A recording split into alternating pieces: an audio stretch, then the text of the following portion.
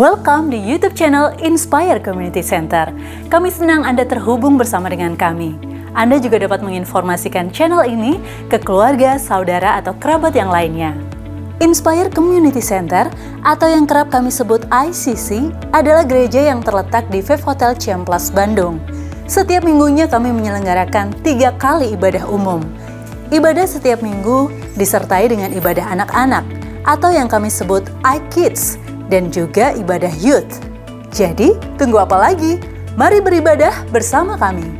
Saudara, untuk bertumbuh kita membutuhkan orang lain. Di ICC kami memiliki komunitas yang kami sebut iClick. Dalam iClick, kita bisa bersekutu, menguatkan, dan membangun orang lain. Tersedia komunitas kecil untuk keluarga atau married couple, single, dan mahasiswa atau college. Saudara bisa memilih lokasi atau waktu yang sesuai dengan ketersediaan waktu saudara. Daftarnya di link berikut ya. Setiap hari itu baik sebab ada Yesus bersama dengan kita, amin. Every day with Jesus. Saudara bisa mendapatkan renungan setiap hari yang akan dikirimkan ke WhatsApp saudara. Hubungi hotline gereja ICC di 081 220 222 111. Devotion, sharing firman Tuhan secara singkat, tayang setiap hari Selasa dan Jumat melalui Instagram @ICC_Bandung dan YouTube channel Inspire Community Center. Weekly Bible Study, yuk belajar Alkitab lebih dalam bersama gembala kami, Pastor Chandra Sunjaya, setiap hari Rabu pukul 6.40 di Instagram @ChandraInspire. Tertinggal atau ingin mendengarkan ulang khotbah mingguan? Tenang, kini saudara bisa memperoleh kumpulan khotbah ICC Bandung dengan cara scan barcode ini dan pilih sesuai dengan kebutuhan saudara. Sebagai pengikut Kristus, kita wajib melakukan seperti yang Yesus lakukan. Baptisan selam sebagai tanda percaya kita kepada Tuhan. Baptisan selam diadakan pukul 12 siang atau setelah ibadah kedua setiap minggunya. Saudara bisa mendaftarkan diri mengikuti baptis selam di 081 220 222 111. Saudara dapat memberikan persembahan melalui e-banking atau m-banking dan transfer ke nomor rekening berikut ini. Tiba saatnya kita akan mendengarkan firman Tuhan. Jangan lupa catat, bagikan, dan lakukan setiap firman yang kita dengar hari ini. Kalau baru pertama kali ketemu ataupun pertama kali datang di ICC, saya ucapkan selamat datang.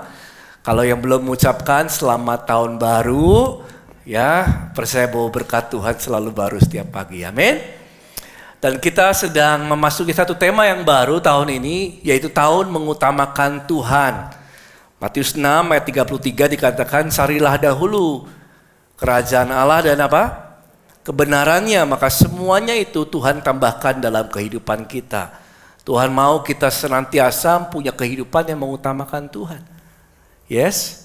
Dan kita belajar sepanjang tahun ini bagaimana sih punya kehidupan yang memuliakan Tuhan, bisa mengandalkan Tuhan, sangkal diri, pikul salib, surrender, menyerahkan diri kita sama apa yang menjadi kehendak Tuhan. Ya, makanya kita mulai seri ini dari awal tahun tentang mendengar suara Tuhan dulu, ya. Karena sebelum kita belajar bagaimana punya kehidupan yang memuliakan Tuhan dan lain sebagainya, kita perlu belajar bagaimana mendengar suaranya.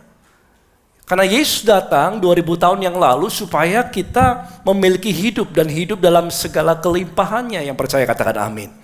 Tuhan Yesus datang 2000 tahun yang lalu, dia mati di kayu salib, dia bangkit pada hari yang ketiga, supaya setiap kita menjadi ciptaan yang baru, percaya kepadanya, jadi ciptaan yang baru, terima keselamatan, sehingga hubungan manusia dengan Allah yang tadinya terpisah karena dosa, ya, telah diselesaikan di kayu salib.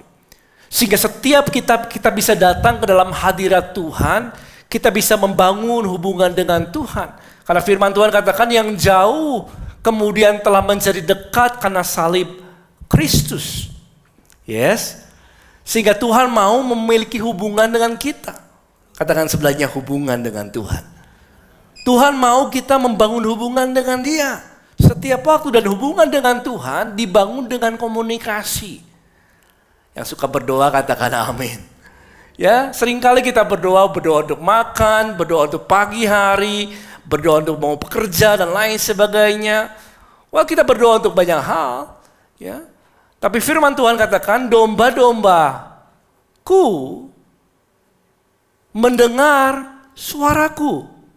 Artinya di dalam doa kita juga bisa mendengar suara Tuhan.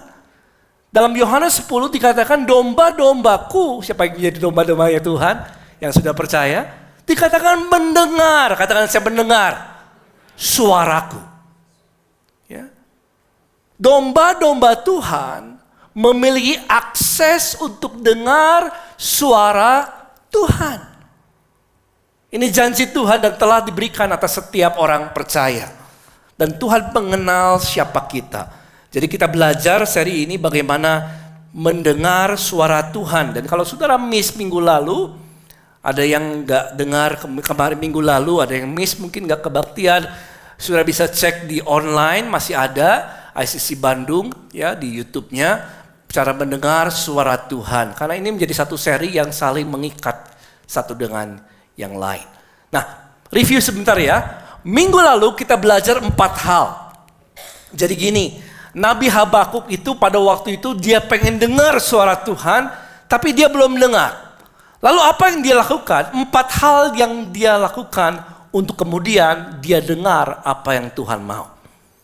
Ya, yang pertama Nabi Habakuk ketika dia mau mendengar suara Tuhan, dia pergi ke menaranya di tempat pengintaiannya. Kita belajar 4 hal kemarin. Masih ingat? Bantu saya ya. Yang pertama apa? Bisa munculkan? Menyendiri, terus apa? Melihat, mendengar, tulis. 4 hal. Yang Nabi Habakuk lakukan untuk mendengar suara Tuhan adalah dia pertama-tama berdiri di tempat pengintaiannya. Dia sendirian by himself. Jauh daripada distraksi, jauh daripada gangguan, dia sempatkan dirinya untuk menyendiri, untuk dengar apa yang Tuhan mau. Di dalam perjanjian baru Yesus katakan, kalau kamu berdoa, masuk ke dalam kamarmu, tutup pintunya, kunci di sana, kemudian berdoa kepada Bapa di tempat yang tersembunyi. Maka Bapa melihat yang tersembunyi akan membalaskannya kepadamu. Prinsipnya sama. Tuhan mau kita belajar menyendiri. Pada waktu kita mau dengar suara Tuhan, lepas dari TV, lepas dari Netflix, lepas dari grup WhatsApp, ya, lepaskan semua diri kita dari gangguan-gangguan yang mungkin akan mendistraksi kita, ya, daripada mendengar suara Tuhan. Itu bicara tentang menyendiri. Jadi dia berdiri di tempat pengintaiannya Nabi Habakuk by himself. Kemudian apa saudara? Nabi Habakuk kemudian dia melihat apa yang difirmankan. Dalam ayat firman Tuhan dikatakan dia meninjau atau melihat sama saja. Dia melihat apa yang Tuhan mau. Jadi dia lakukan satu hal, yaitu melihat dengan mata hatinya. Nabi Habakuk mulai melihat dengan mata hati apa yang Tuhan mau tunjukkan kepada dia. Dan kemudian dia mendengar apa yang firman Tuhan katakan, dan kemudian dia ngapain? Tulis. Katakan saya tulis. Yang mau menulis katakan amin. Belajar menulis apa yang Habakuk lakukan. Seperti Habakuk lakukan, dia menulis firman Tuhan, kemudian kita pun menghidupinya. Jadi 4 ya, menyendiri, melihat, terus apa? Dengar, terus tulis. 4 hal ini, ya. Dan kita akan masuk lebih dalam membahas 2 hal saja pagi hari ini tentang melihat dan mendengar. Kalau menyendiri kita semua sudah paham ya, dan menulis bisa paham. Tapi melihat dan mendengar. Nah saudara, sebelum kita masuk ke dalam, saya kasih kualifikasi dulu. Untuk mendengar suara Tuhan, kita pertama-tama perlu menerima Yesus sebagai Tuhan dan Juru Selamat. Karena yang mendengar suara gembalanya adalah domba dombanya. Firman Tuhan katakan domba-dombaku mendengar apa? Suaraku. Kita perlu terima Yesus. Yang kedua adalah kita perlu tunduk kepada firman Tuhan. Firman Tuhan adalah perkataan Tuhan yang ditulis bagi setiap kita. Yang diilhamkan oleh Roh Kudus, ditulis oleh orang-orang yang bergerak oleh motivasi Roh Kudus yang menggerakkan mereka untuk menuliskannya. Ya, jadi kita perlu terima firman Tuhan dan perlu tunduk tentang apa yang firman Tuhan katakan. Itu kualifikasi yang kedua. Pertama, terima Yesus. Kedua, tunduk kepada firman Tuhan, Alkitab yang tertulis. Yang ketiga adalah kita perlu punya mentor. Katakan saya mentor. Ya, mentor-mentor rohani, orang-orang yang bisa dipercaya, orang-orang yang takut akan Tuhan, yang punya biblical background yang baik, punya pengenalan akan firman Tuhan yang baik, sehingga kita bisa tanya dan menguji segala sesuatu yang saudara dapatkan dari Tuhan. Penting gitu saudara, karena Amsal 11 dikatakan ayat 14, jikalau penasehat banyak, apa? Keselamatan ada. Jadi kita perlu nguji. Dalam 1 Tesalonika juga dikatakan demikian. Ujilah segala sesuatu dan peganglah apa? Yang baik. Jadi kita perlu punya mentor yang kita bisa sama-sama ngobrol sama dia, tanya sama dia, menurut kamu saya dapat dari Tuhan kayak gini, apa pendapatmu mengenai yang saya dapatkan? Kita perlu cek sama mentor-mentor dan mengujinya. Dulu saudara, sudah belasan tahun lalu saya kedatangan anak muda. Kerja di bank luar biasa, karirnya maju terus. Maju lagi. Pindah dari satu tempat ke tempat yang lain. Dan kemudian saudara, saya nggak ngerti kenapa sih kok ada aja maju sebentar hilang, maju sebentar hilang. Pernah berapa kali nganggur dan lain sebagainya. Tapi saya melihat potensi dalam dirinya. Dan kemudian satu hari dia kasih rekaman rekaman nubuatan.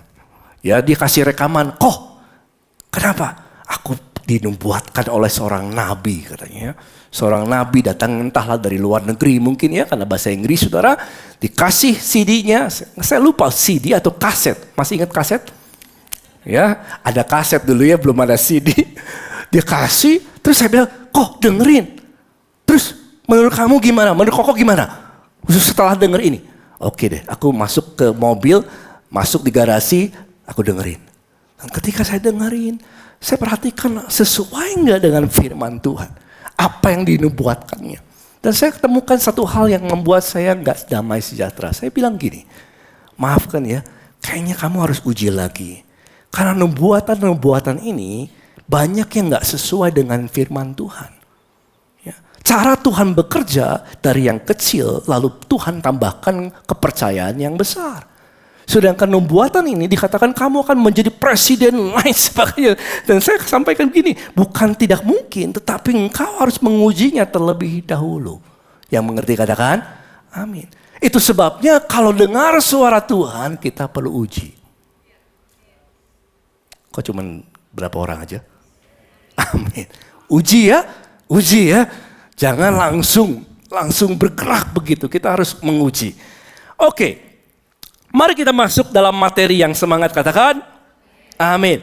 Nah, saudara, kita belajar untuk melihat ya. Mari kita buka dalam Yoel 2 ayat 28. Saya sangat bersemangat siang hari ini. Yang semangat katakan amin. Ya, saya tahu kebaktian kedua yang paling penuh biasanya yang paling semangat juga ya. Oke, karena kita banyak di sini. Oke, yuk lihat kanan. Begini. Kemudian pada hari itu, daripada itu akan terjadi. Ini nubuatan kitab Yoel. Pada hari itu, dan ini sudah digenapi 2000 tahun yang lalu pada waktu hari pencurahan Roh Kudus atau Pentakosta, hari ke-50 setelah Yesus dibangkitkan. Sudah terjadi. Aku akan mencurahkan rohku ke atas apa? Semua manusia. Maka anak-anakmu, laki-laki dan perempuan akan bernubuat. Spiritual prophecy. Lalu apa? Orang-orang tuamu akan mendapat mimpi. Dan teruna-terunamu, keturunan-keturunanmu akan mendapat apa saudara? Penglihatan. Jadi ini adalah janji Tuhan ketika Roh Kudus dicurahkan, orang-orang, anak-anak Tuhan akan mendapatkan mimpi, penglihatan, dan nubuatan. Siapa yang percaya Roh Kudus tinggal di dalam kita? Dan maka setiap kita bisa mendapatkan mimpi. Setiap kita bisa mendapatkan penglihatan. Karena ini janji Tuhan dan sudah digenapi. Makanya kalau kita berdoa, Tuhan berikan saya mimpi. Berikan saya penglihatan. Ini sesuai dengan firman Tuhan. Maka 1 Yohanes dikatakan kalau kamu meminta ya sesuai dengan kehendak Tuhan, maka akan diberikannya kepadamu. Amin. Makanya kita bisa berdoa, Tuhan berikan aku penglihatan itu. Nah saudara, kita ini punya apa sih? Kalau saudara belum pernah meminta sama Tuhan penglihatan, minta. Karena Roh Kudus tinggal di dalam saudara. Yes. Saudara, kita ini punya mata jasmani. Ya, kita ini punya mata jasmani. Nah, mata jasmani bisa digunakan untuk melihat yang natural, yang alami. Namanya juga mata jasmani, dipakai untuk melihat yang ya jasmani, begitu saudara bisa lihat yang natural, yang alami. Tapi kita juga punya mata hati. Katakan saya mata hati. Saudara, setiap kita punya mata hati dan setiap kali kita menggunakannya, sadar maupun gak sadar. Nah, firman Tuhan dikatakan begini, Efesus 1 ayat ke-18. Dan supaya ia, Tuhan, menjadikan apa? Mata hati. Tuhan mau menjadikan, ini Tuhan loh, mau menjadikan mata hatimu terang, enlighten, terbuka, melihat, ya, agar kamu mengerti pengharapan dan lain sebagainya. Jadi firman ini mengatakan bahwa kita ini punya mata hati. Dan mata hati kita ini bisa Tuhan buat terang, terbuka, melihat. Saya pelajari kemarin arti kata mata hati terang. Supaya ini semua alkitabiah. Bukan tentang pendapat pendeta, saudaraku ya. 3 hal. Mata hati terang artinya dalam bahasa aslinya adalah ini. Mata adalah ophthalmos, artinya vision, eye, sight, the eye of mind, mata pikiranmu, eye of mind. Kalau bicara hati, 3 hal ya, mata, hati, terang. Hati, dianonia artinya imajinasi, imagination, dan kita gunakan ini setiap waktu. Saudara, gunakan imajinasimu untuk menemukan tempat parkir. Kalau saudara sekarang saya bilang gini, coba pejamkan mata, pulang ke rumah, lihat bagaimana bentuk rumah. Saudara gunakan imajinasimu. Itu ya, ada berapa jendela di situ. Sudah bisa lihat berapa lantai, apa yang ada di meja. Saudara bisa menggunakan imajinasi. That is the gift of God. Manusia punya kemampuan untuk berimajinasi. Setiap kali kita gunakan ini, manusia nggak bisa hidup tanpa imajinasi, saudara. Karena kita to remember something, we have to imagine something. Oke? Dan terang bicara tentang potiso. Katakan saya potiso. Make to see. Jadi mata, hati terang kalau digabungkan artinya begini. Tuhan membuat kita melihat melalui imajinasimu dalam pikiran saudara. Yes. Jadi Tuhan yang membuat kita mampu lihat melalui imajinasi saudara untuk melihat apa yang Tuhan mau bukakan dalam pikiranmu. Nah saudara, kita seringkali kita dengar kata imajinasi. Imajinasi apa yang Tuhan berikan ini? Apa arti kata imajinasi? Nah, kita nggak sembarang berimajinasi. Amin. Kita nggak sembarangan imajinasi apa aja yang saya mau imajinasikan. No. Yang firman Tuhan ajarkan adalah begini. Kita menggunakan imajinasi ketika kita merenungkan firman Tuhan. Ini yang Tuhan mau. Amin. Ketika kita belajar merenungkan firman Tuhan, kita belajar untuk menggunakan imajinasi kita. Karena dari situlah Allah Roh Kudus bisa bekerja di dalam hatimu, membukakan penglihatan. Yes. Ya. Ketika kita baca firman Tuhan, merenungkan firman Tuhan, kita gunakan imajinasimu. Mari kita buka, saya ambil contoh satu hal ya. Mazmur 23 ayat yang pertama. Yang terus semangat katakan amin. Ya. Ini very interesting. Lihat ini ya. Menarik sekali. Mazmur Daud. Tuhan adalah apa? Gembalaku. Takkan kekurangan aku. Ketika Daud menuliskan hal ini. Tuhan adalah gembalaku. Takkan kekurangan aku. Siapa yang percaya Daud menggunakan imajinasinya? Itu yang dia gunakan. Lalu dia katakan apa? Ayat 2. Dia membaringkan aku di padang yang berumput hijau. Terus apa? Membimbing aku ke air yang tenang. Daud menulis ini menggunakan mata hatinya yang telah dibuat terang. Amin. Dia membayangkan mungkin seperti ini. Saya pakai AI aja ya saudara. Dia membayangkan bahwa Tuhan membawa kau ke air yang tenang. Dia melihat ini. Dan dia menuliskannya. Ke air yang tenang, membaringkan aku di padang yang berumput hijau. Dikatakan, sekalipun aku berjalan dalam lembah kekelaman. Dia menggunakan mata hatinya. Dia lihat itu. Dalam the eye of mind. Pikirannya, dia memandang itu saudara. Dalam imajinasinya. Sekalipun aku berjalan dalam lembah kekelaman. Aku tidak takut bahaya. Sebab gada dan tongkatmu itulah yang apa? Melindungi aku. Mungkin dia lihat ini saudara. Sekalipun aku berjalan dalam lembah. Dan dia menuliskan apa yang dia lihat. Yang mengerti boleh katakan amin. So what pictures? Imajinasi adalah gambar yang muncul di dalam the eye of mind. Apa yang muncul dalam mata hati saudara, yang muncul di dalam pikiranmu. Dan Daud menuliskan setiap apa yang dia lihat. Sudah kata ini ya, siapa yang mau belajar ngerenungin firman Tuhan? Firman Tuhan katakan kan, renungkanlah firman Tuhan siang dan sudah tahu kata merenungkan hanya ada 2 dalam Alkitab. Yang pertama adalah haga, yang kedua adalah siyah. Haga dan yuk 2, 3 apa? Haga, siyah. 2 saudara. 2 kata ini ada meaning yang sama atau arti yang sama. Arti kata merenungkan, kalau saudara buka Mazmur 143 ayat ke-5 dikatakan, aku teringat kepada hari-hari dahulu kala, ya, aku apa?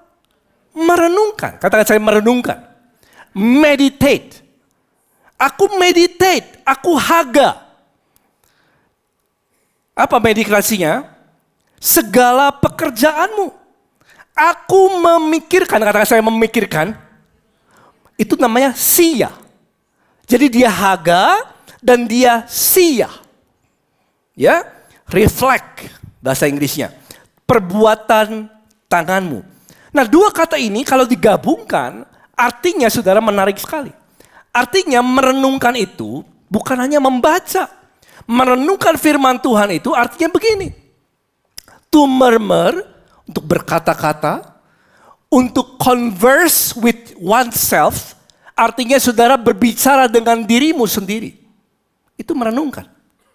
Bertanya sama Tuhan, ini Tuhan apa artinya? Berbicara pada dirimu sendiri. To speak, makanya firman Tuhan katakan, perkatakan firman Tuhan. Itu bagian dari merenungkan firman adalah berbicara tentang firman.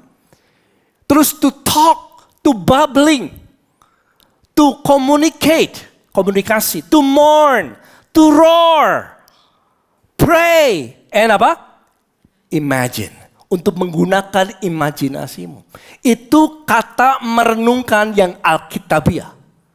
Tuhan mau setiap kali kita merenungkan firman Tuhan, kita gunakan ini.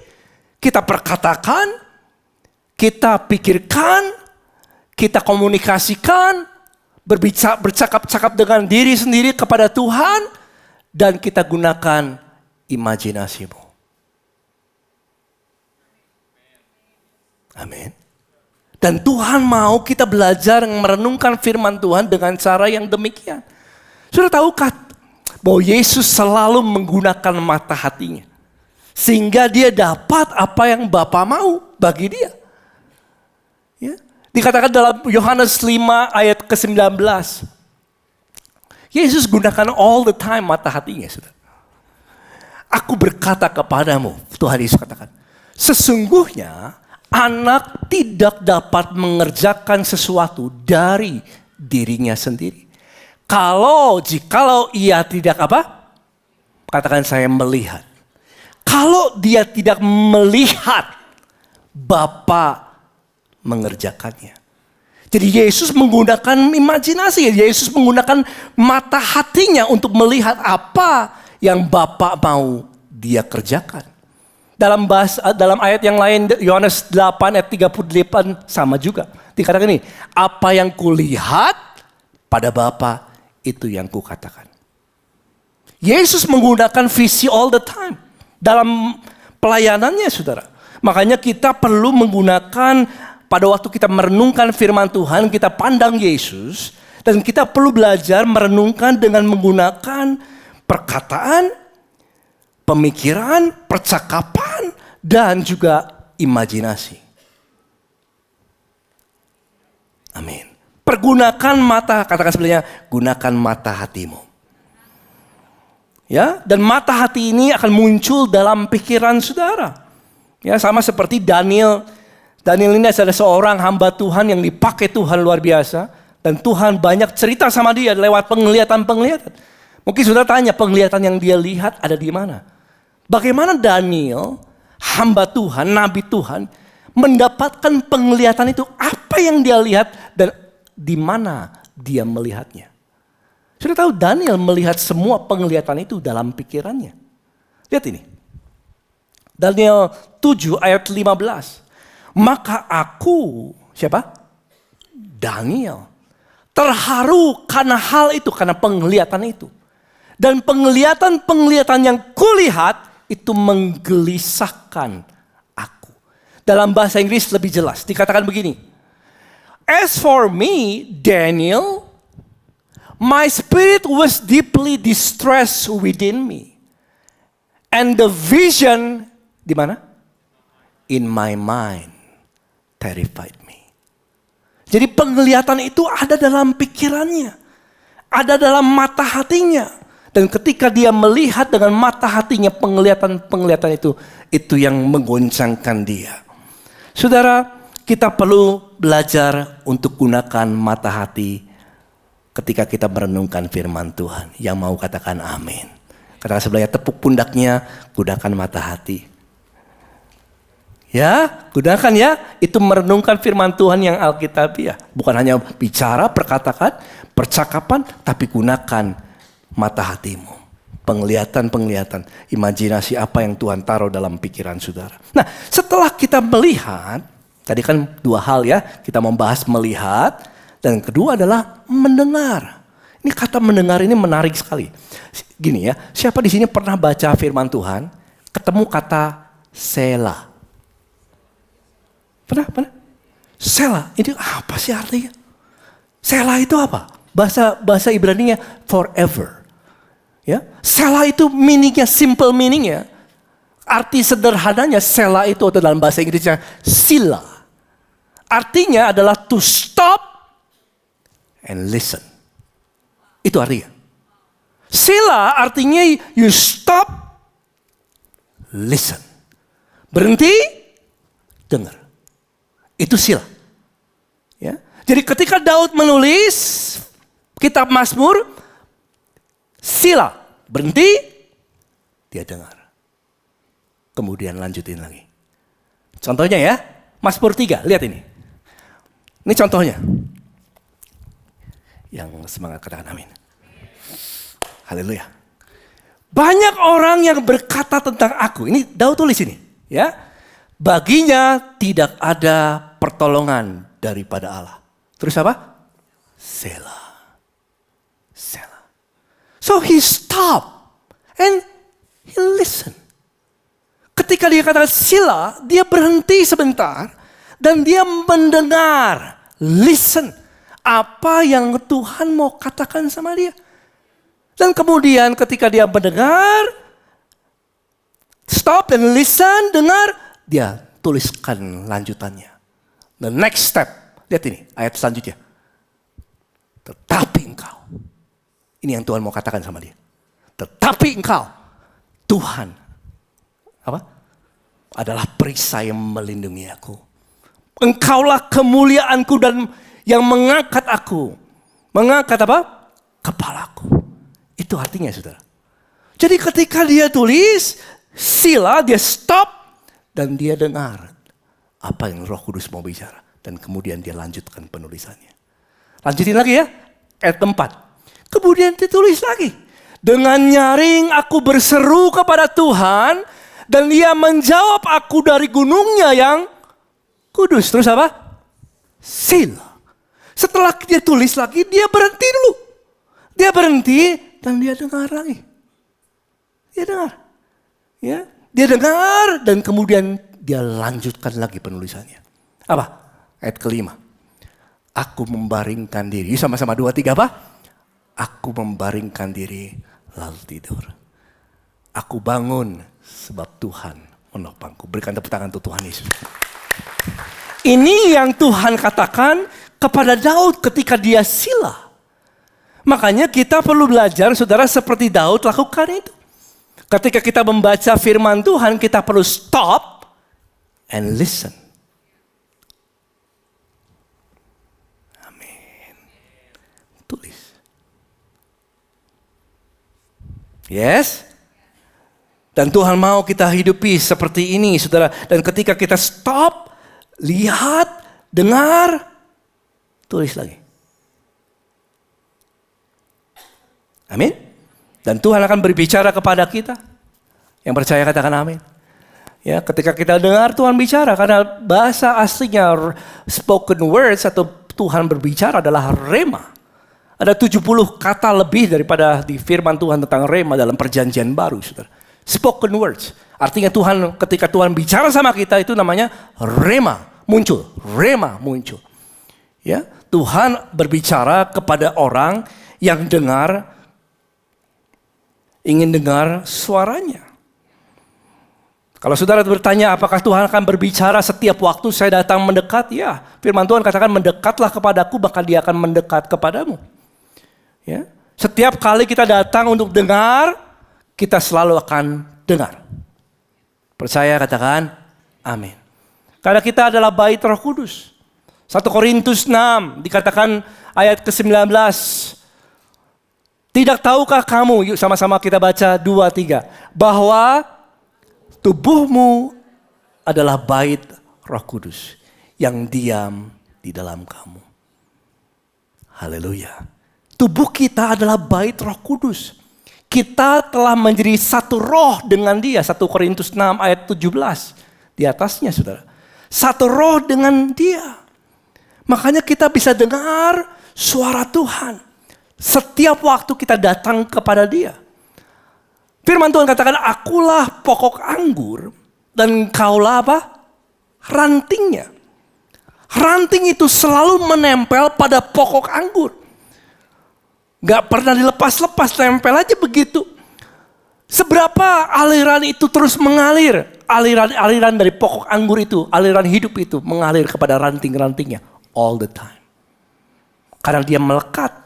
Terus mengalir kehidupan itu. Amin. Makanya setiap kali kita datang sama Tuhan, Tuhan mau berbicara kepada kita. Kalau ada yang nanya suara Tuhan itu kayak gimana sih kalau dengar suara Tuhan? Sudah tahu, kita ini telah menjadi satu roh dengan dia. 1 Korintus 6 ayat 17. Maka suara Tuhan yang kau dengar akan seperti suaramu.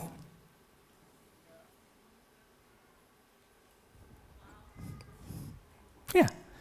Tahukah saudara, Injil, kitab ini, Yohanes, Lukas, surat-surat Timotius dan lain sebagainya, semua firman ini yang ditulis oleh hamba-hamba Tuhan, ya, selalu memiliki karakter penulisnya.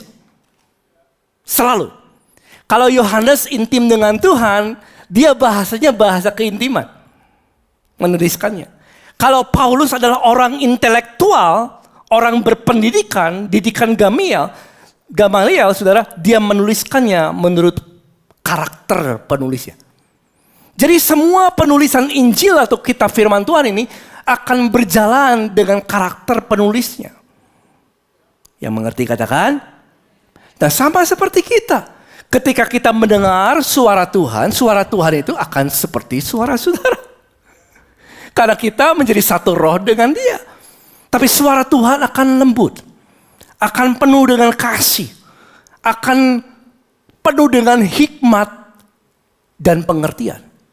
Itu bedanya, saudara. Haleluya. Makanya Tuhan mau kita dengar apa yang Tuhan mau bicara sama kita. Ya. Dan kalau orang bilang, penting gak sih pastor dengar suara Tuhan? Penting banget. Saudara, siapa di sini pernah, boleh jujur ya, siapa yang pernah di sini undur dari Tuhan? Dalam satu waktu masa hidupmu pernah hilang dari Tuhan? Menjauhlah gitu kan, kalau kesibukan, macam-macam. Pernah? Ya saya pernah, setiap kita pernah ya. Dulu saya pas lagi di kuliah itu masa-masa gelap. Ya, masa-masa gak ada gereja dulu di situ ya. Wah, setiap kita pernah ngalamin ini. Saudara, bagaimana orang bisa kembali kepada panggilannya? Pertama-tama dia harus dengar suara Tuhan. Saudara dengar Elia, cerita tentang Elia. Nabi Elia yang luar biasa dipakai Tuhan. Ya, dipakai Tuhan, api turun dari langit membakar mesbah itu luar biasa. Mengalahkan 450 nabi Baal dan lain sebagainya. Tetapi ketika Elia mendengar ancaman Isabel, dia lari, saudara. Dia lari ketakutan karena takut nyawanya melayang karena ancaman itu. Dan ketika dia lari, dia sembunyi di gua, bersembunyi dalam gua, dan Tuhan mau bicara sama dia.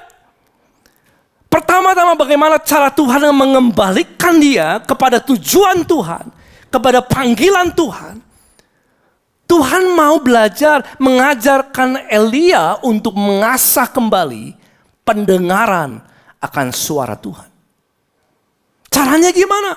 Di dalam gua itu, dalam gua tempat persembunyian Elia, Tuhan datangkan gempa. Dan ketika gempa datang, Tuhan gak di situ. Kemudian angin kuat membelah gunung-gunung. Tapi firman Tuhan katakan, Tuhan juga gak di situ. Dia mulai membedakan Tuhan gak di sini, Tuhan gak di. Kemudian ada gempa angin datang, Tuhan gak di situ. Api, tapi Tuhan gak di situ. Dan kemudian setelah itu datanglah angin. Sepoi-sepoi. Bahasa Inggrisnya very interesting. Angin sepoi-sepoi dalam bahasa Inggrisnya dikatakan a still. First Kings 19:12. Apa? A still, ya sama-sama 2-3. Still small voice. Dan ketika Elia dengar a still small voice, dia tahu itu Tuhan. Dan dia keluar dari gua itu, dan Tuhan bilang, apa kerjamu di sini? Apa kerjamu di sini, Elia? Hei, kamu masih banyak tugas. Kamu urapi Hazael, urapi Elisa yang akan menggantikan kamu dan lain sebagainya. Dan kembalilah dia kepada panggilan Tuhan. So we need to listen. Katakan sebelahnya, we need to listen. Kita perlu belajar untuk dengar suara Tuhan. Supaya kita tetap ada dalam jalan-jalan Tuhan yang percaya, bersyukur, katakan amin. Ya, perlu belajar, saudara. Nah, gimana caranya? Saya akan tutup dengan ini. Mendengar suara Tuhan. Yohanes 7 ayat 37. Haleluya. Yang tidur boleh bangun. Karena sudah terakhir. Yohanes 7 ayat 37 dikatakan begini. Pada hari terakhir, yaitu pada puncak perayaan itu, Yesus berdiri dan berseru. Siapa yang ingin dengar suara Tuhan? Dia kasih stepnya, saudara. Yang pertama adalah, barang siapa haus. Ada haus dulu gak dalam hatimu? Kalau orang gak haus, dia gak akan minum. Itu masalahnya. Saudara minum kalau saudara haus. Artinya ada satu kerinduan untuk Tuhan. Saya tuh pengen dengar suara Tuhan. Ada satu kehausan. Siapa pernah di sini haus? Haus pengen banget. Kalau haus kan pengen minum tuh. Aduh, pengen aja gitu. Haus, ada kerinduan, ada kehausan yang muncul. Aku pengen dengar. Terus apa lagi? Baiklah ia datang kepada Yesus. Yang kedua adalah datang. Pertama haus dulu. Kedua adalah datang pada Tuhan Yesus. Pandang Yesus. Matamu tertuju kepada Yesus. Datang sama dia. Gunakan mata hatimu. Pandang dia. Dan apa? Minum. Haus, datang, pandang Yesus. Terus apa? Minum. Minum. Terus apa lagi? Lihat. Barang siapa percaya. Harus percaya. Kalau saudara datang untuk dengar suara Tuhan, saudara datang dengan keraguan, dengan kecurigaan, dengan pikiranmu sendiri, Petrus pun tenggelam karena ketakutannya. Saudara. Iman gak bekerja dalam ketakutan. Iman bekerja ketika saudara datang dengan keberanian untuk menghadap tahta Tuhan. Amin. Barang siapa percaya kepadaku, seperti yang dikatakan kitab suci. Sama-sama 2-3 Pak. Dengan suara keras 2-3. Dari dalam hatinya akan mengalir aliran air hidup. Air selalu disimbolkan dengan firman Tuhan dalam Alkitab. Firman Tuhan katakan aliran-aliran hidup firman itu akan mengalir. Ketika kau datang haus, pandang Yesus. Dan kau mau minum. Dan percaya. Aku percaya engkau berbicara. Dan aliran itu mengalir. Dan kalau aliran itu mulai mengalir. Apa? Apa saudaraku? Tulis. Tulis. Haleluya. Dan Tuhan mengalir dengan tulisan saudara. Berkata-kata dengan lembut. Perkataan yang penuh dengan kasih. Yang membangun, yang menguatkan, yang menasehati. Amin. Dan ketika saudara menulis sudah jangan langsung tanya hal-hal yang sifatnya prediksi ya. Misalnya gini, saya nikah dengan si A enggak gitu, jangan. Ya, apakah saya pergi saya jual atau beli? Jangan dulu saudara. Untuk hal itu datang minggu depan ya. Ya, karena untuk hal itu saudara perlu pengujian. Ada jalan-jalan Tuhan yang engkau bisa jalani untuk bisa yakin ini suara Tuhan. Tapi kali ini kita belajar dulu. Menulis apa yang Roh Kudus alirkan, aliran-aliran hidup itu. Ya, dari pandanganmu kepada firman Tuhan. Kita akan baca satu ayat dulu ya. Ini ayat yang kita akan baca dalam Yohanes dikatakan gini. Yuk sama-sama baca ini. Firman Tuhan katakan merenungkan itu membaca terus ngapain? Perkataan. Yuk, 2, 3. Akulah pokok anggur dan kamulah ranting-rantingnya.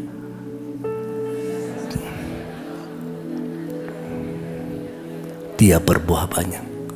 Sebab di luar aku, kamu tidak dapat berbuat apa-apa. Yuk sekali lagi dengan suara keras. 2, 3. Akulah pokok anggur dan kamulah ranting-rantingnya.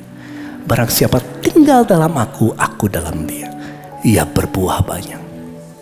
Sebab di luar aku, kamu tidak dapat berbuat apa-apa. Sudah lihat ranting? Sudah lihat pokok anggur?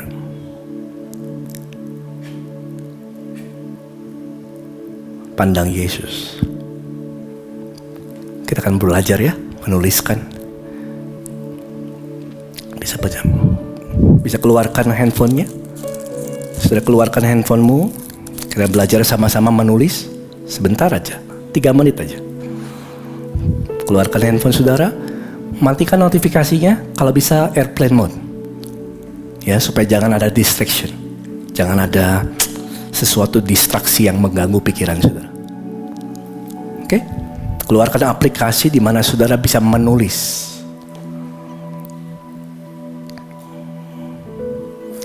Dan ini pertanyaan doa yang kita naikkan sama Tuhan ya. Are you ready? Kita tanya ini, Bapa, bagaimana Tuhan mau aku hidup? Dan kalau kau menulisnya, ketika lawatan Tuhan terjadi, ada yang menangis dan lain sebagainya, it's okay, gak apa-apa. Tulis aja terus. Bisa 1 kalimat, bisa 1 paragraf. Pandanganmu pada Yesus, dialah pokok anggur dan kau rantingnya. Are you ready? Bapa, hamba berdoa ketika semua jemaatmu mulai menulis. Roh Kudus, bukakan mata hati kami terang. Kami tahu firman-Mu adalah kebenaran. Firman-Mu adalah ya dan amin. Firman-Mu katakan domba-domba mendengar suara gembalanya.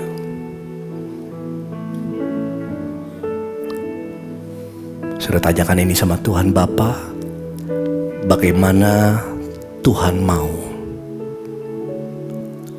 aku hidup hari-hari ini. Perkataan yang membangun, perkataan yang menguatkan dan mengalir saat ini. Berbicaralah Tuhan, Roh Kudus, dalam nama Yesus. Silakan tulis saudara. Kau boleh renungkan sebentar. Lihat engkau sebagai ranting, Yesus sebagai pokok anggur. Di dalam Dia kita berbuah banyak, di luar Dia kita gak bisa berbuah apa-apa. Tuhan, bagaimana Tuhan mau aku hidup? Mulai tulis saudara.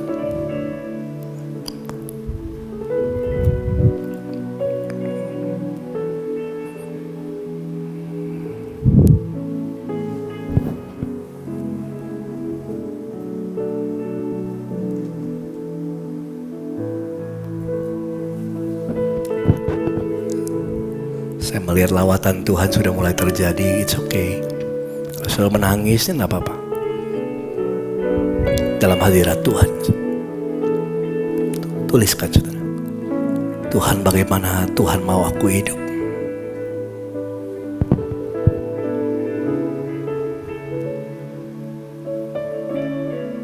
Jangan takut, tulis saja terus. Karena kita ada waktu untuk menguji nanti.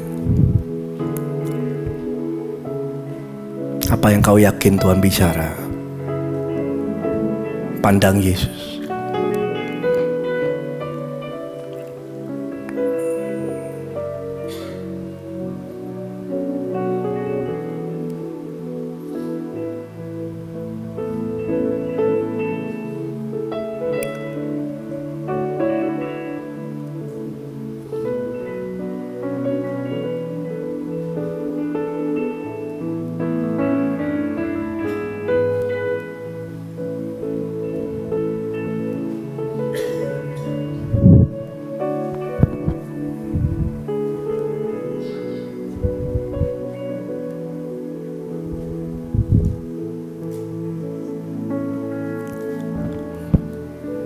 Mungkin nasihat yang Tuhan mau katakan sama saudara. Mungkin ada hal-hal yang kau harus tinggalkan.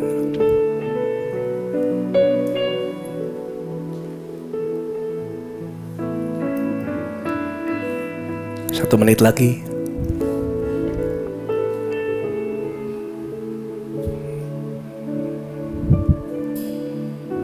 Terima kasih Bapak. Kau sedang berbicara pada setiap kami. Roh Kudus, aliran-Mu dari dalam hati mengalir.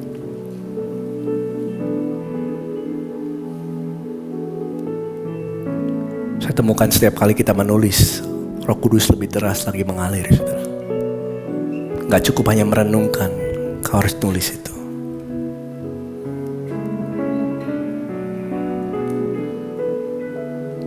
Makasih Tuhan. Makasih Bapak. Praise the Lord. Puji Tuhan. Saya percaya Tuhan berbicara pada kita. Lambaikan tangannya.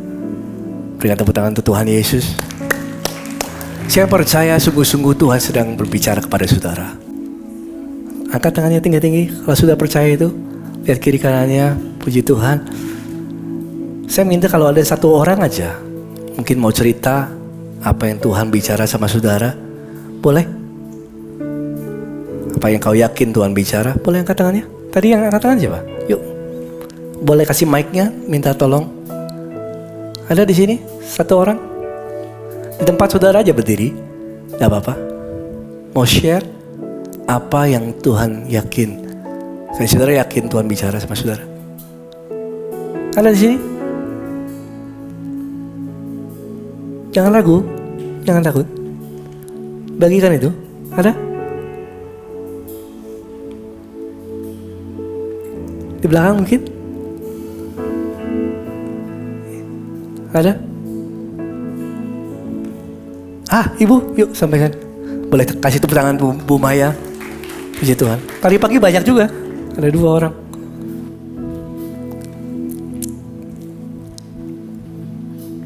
Mic-nya sudah jalan ya, mic-nya. Aku bertanya kepada Bapa, bagaimana Tuhan mau aku hidup? Dan aku mendapat jawaban, hiduplah seturut firman-Ku, datanglah kepadaku, dan melekatlah padaku, karena akulah pokok anggur, dan kamu adalah ranting-ranting. Amin. Amin. Praise Lord. Haleluya. Puji Tuhan. Ada lagi? Ada lagi. It's good ya. Kita mulai lagi ke depan. Kita belajar terus mendengar suara Tuhan. Mari kita berdoa. Bapa, terima kasih Tuhan Yesus. Kami ucapkan syukur untuk pagi hari ini. Bersyukur untuk firman Tuhan. Materaikan ya Tuhan firman ini dalam hati kami. Karena kami yakin percaya Engkau berbicara terus kepada kami. Setiap kali kami datang mendekat, Engkau mendekat kepada kami. Setiap kali kami mendengar, Engkau berbicara. Jadikan kami peka ya Tuhan. Punya telinga yang mendengar, mata yang melihat. Demi nama Tuhan Yesus yang bersuka cita karena Tuhan, sama-sama katakan amin. Praise the Lord. Kita kasih tepuk tangan untuk hostnya, Ibu Saras. Please. Percaya Tuhan Yesus dan beribadah saja tidaklah cukup. Mari berikan diri kita menjadi murid Kristus. Discipleship Class hadir untuk memperlengkapi saudara. Discipleship Class 101. Saudara akan mendapatkan tentang pentingnya tertanam di gereja lokal. Discipleship Class 102. Saudara akan diperlengkapi tentang kehidupan melayani. Discipleship Class 103. Saudara akan belajar tentang kepemimpinan. Dan Discipleship Class 104, saudara akan diberi pengertian tentang money management, stress management, bagaimana memiliki keluarga yang dibangun di dalam Tuhan, dan second coming atau kedatangan Yesus yang kedua kalinya. Graduation.